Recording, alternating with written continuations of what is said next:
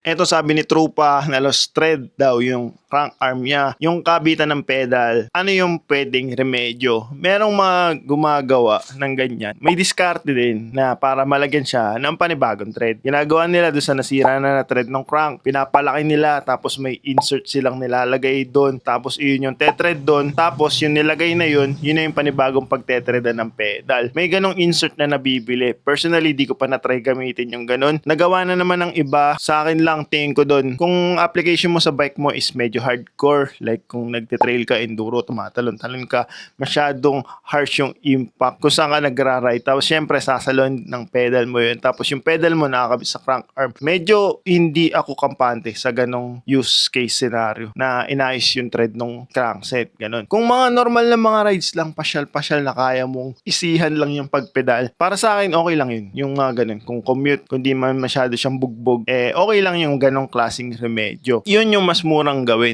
Basta kaya pang malagyan ng insert, pwede pa yan. Pero kung gusto mong makampante, gagastos ka nga lang, palit ka na talaga kaagad ng crankset. Lesson learned, ilagay ng tama yung mismong pedal. Huwag mo agad gagamitan ng tool para mapuwersa yung pagkakalagay ng thread. Ang technique ko doon, dinadahan-dahan ko muna, kakamayin ko muna hanggat sa hindi ko na kaya makamay yung pagpihit ng thread, saka ako gagamitan ng tool para hindi ko mapuwersa na mali pala ng sakay dun sa thread. Pag napuwersa, dun nasisira, dun nagsisimulang mag-loose thread, yung tinatawag nila. Lagyan ng grasa pag ikakabit, sikipan ng tama kasi pag maluwag din yan, nakakaano din yun pagka may plate kasi hindi nasikipan. Tapos ginamit, dun din nasisira din yung thread. So, dapat sikipan din ng tama. Kahit sabihin natin sumisikip yan habang pinepedal, basta kulang sa sikip yan. Dahil doon sa play, sisirain yung mismong thread nung crankset. And, syempre, tamang pagkakalagay. Kasi may direction din na tama na pagkakalagay yan. Ako, ang basehan ko dyan, basta pedal, papunta sa unahan yung pagsikip. So, pagpipihitin ko yung nasa drive side, papunta sa kanan kasi nasa kanan yung unahang gulong. Tapos pag yun namang kaliwa na pedal, papunta din naman sa unahan. So, pakaliwa naman na siya. So, ganun yung tinatandaan ko eh. And yun nga, yun yung isa sa pinaka major na nagiging cause kung bakit nalulustrate yung kabitan ng pedal sa mga crankset. Kasi nga, mali ng kabit. Lesson learned. Minsan, masyadong expensive na lesson.